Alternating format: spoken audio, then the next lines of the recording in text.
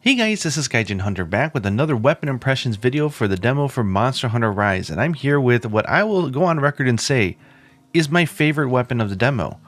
This actually, I did not think it was going to be my favorite because I love all the weapons so much, but the changes that they've given the Switch Axe make it so fun for me. I'm familiar with the weapon, I've used it in past games, but I've never really liked how the weapon always pushes you to the sword mode.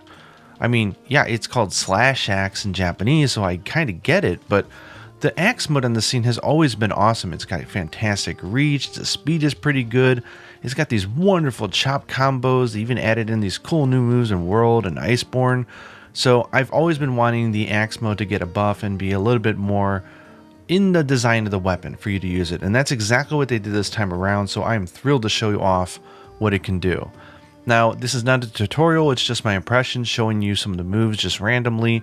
I will do a full-on, actually good tutorial when the game comes out, so don't take this as gospel. Let me know down in the comments below if I missed anything, and just enjoy my thoughts and impressions of the weapon. So, first thing I notice when I take out the weapon is just by moving a little bit on the analog stick and pressing ZR, you can go straight into morph attacks. You don't even have to be after an attack, you don't have to be in a combo, you can just morph anytime you want with this weapon, which is absolutely fantastic.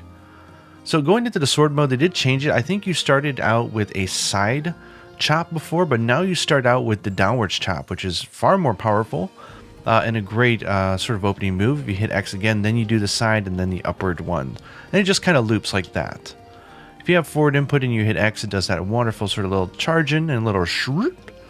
Great reach, a good way to start open a combo, and you can just sort of, jam X and do like that.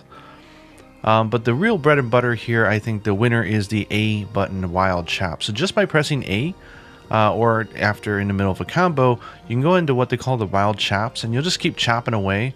As long as you have stamina, it will go down. You can press ZR afterwards, and you'll do this wonderfully powerful sort of swing with the axe. It doesn't automatically morph you into sword mode anymore. You have to press ZR one more time. I actually like that, because if you want to stay in axe mode, you now have a choice to do that. Likewise, if you want to go into sword, just hit ZR twice, and tring, you'll go into the sword mode. The other thing that you can do though from that wild chop combo, which I really like, is hitting the X button. And what this does is this crazy chop move. I don't know the names right now. I will by the time I do an actual tutorial. Now, what this does is different from what it did in Iceborne. So if you look at the very top, there's two orange triangles next to my slash gauge. Now, for a limited period of time, which is actually a pretty healthy amount of time, when I hit a monster with the sword, the amped state gauge that will power up faster. So you definitely want to make sure you get that buff, which is fantastic because they're encouraging you to use axe mode. And you don't have to hit a monster, you can whiff it and still get that sort of charged state here. So that will allow us to use the sword mode to go into an amp state faster. In the past games, what happens is once you get through the amp state, which I'll show later in this video, it would unlock an elemental file, so to say, for the sword mode, and it would get extra hits, sort of like little explosions, like files from a charge blade, every time you attack a monster. Well, now in Rise, it also applies to the axe mode as well. So you can use the axe mode to power up your sword, use your sword to go into an amp state, and then go back to axe and just go crazy on a monster, doing tons of hits and tons of damage. It's a really wonderful change and gives the axe mode a heck of a lot of power, which I think it needed.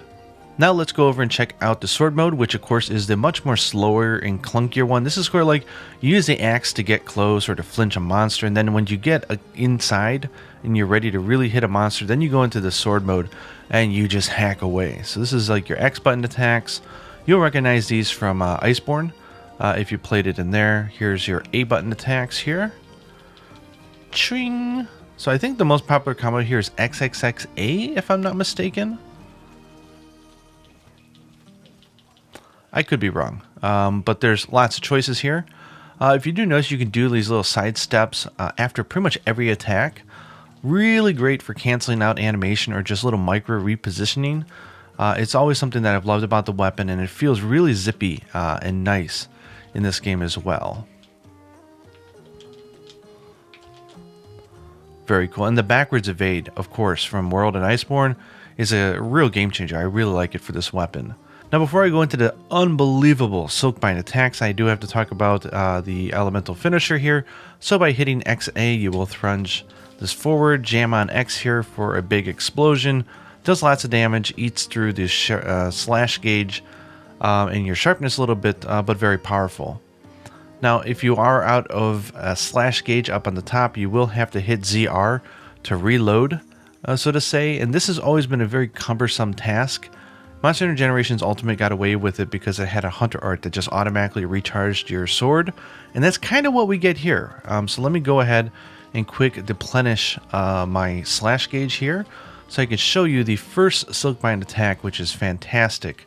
It has tons of iframes, so it's used mainly as an evasive maneuver, but it also charges up about 40% of your slash gauge. So watch this, hold ZL and press A, trink, and it charges up. And now for just a few seconds, I won't lose anything. So if I want to go here and do like an elemental discharge thing, I was too late because I was talking.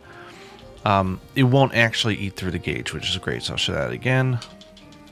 Yeah, so I get a free one out here, and I'm not losing any of my gauge, which is just a nice little bonus. But really, what that move with Z and L does is it's a full iframe attack, so you can go through roars, you can go through big moves.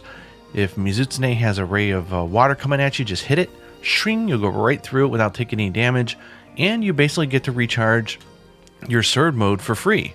So it's a fantastic move that you really want to work in. It only takes one bug, and the bug recharges pretty fast. The second Silkbind attack, though, this one's fun.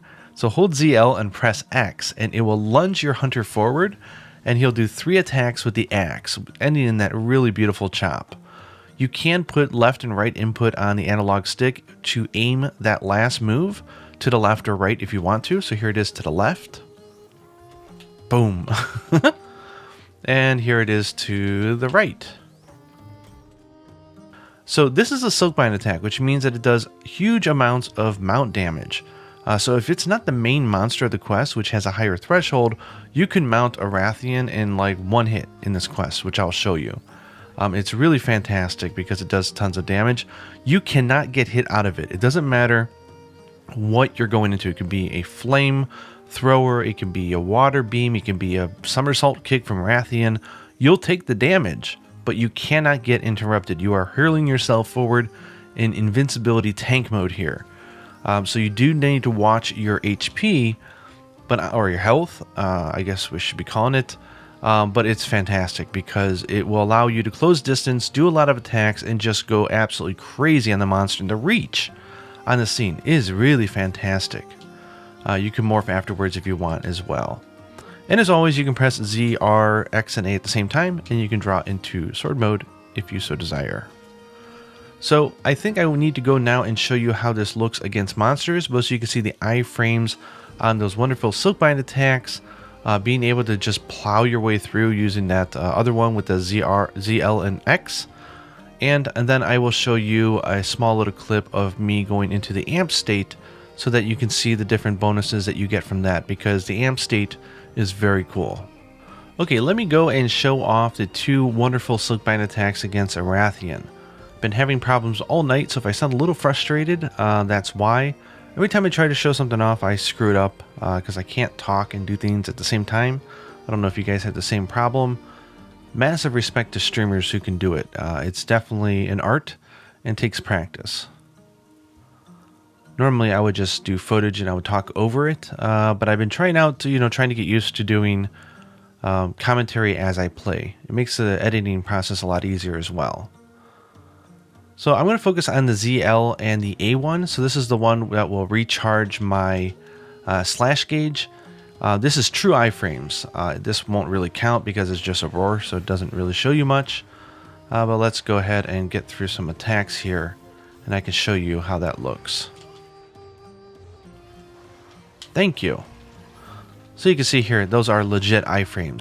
Okay, now I'm going to show you off that attack where you just sort of go crazy at the monster. You're holding ZL and X, and that will let you barrage in. So you'll end up taking damage, but you won't get interrupted, which is very nice. So if you see there, I did take damage, but my hunter just doesn't care. When I say I'm going forward, I'm going forward. Nothing is stopping me. Okay, so let me go into a hunt here with an Arzuros so I could show you getting into an amp state and then the extra hits that it does both for the sword and the axe mode. And then finally the icing on the cake is the zero-sum discharge that you can do while you're in an amp state. Now I am choosing Arzuros, which can be quite annoying, but we're going to see how this goes. So the first thing you want to do when you get into a fight is to do that axe combo so that you get extra buildup on your gauge. So if you can, do it while you're facing a monster. If not, you can actually just do it and whiff it. It's totally fine if you just 1, 2, 3, and then go over with the X button here. Now we're going to get some extra buildup when we use the sword mode. I don't know why I didn't use this quest more to demo weapons, because the Arzuros here won't die because it is sort of, you know, like a demo. So that you can do wyvern riding. It works out really good. So let's go ahead and recharge using that awesome Silkbind attack. Tring! And here we go. Now if you notice, every time we hit, we're going to get these extra sort of file explosions, which are awesome. And if I switch into axe mode, I'm also going to get the same thing. That goes for every single attack that I could do with the axe. So if I want to do sort of my wild chop combo, I will get the extra hits on this as well. So let's go ahead and recharge up, and I'll show you the zero-sum discharge. So all you gotta do is connect with the first hit here, and you'll jump on the monster. And roly-poly with them. Boom!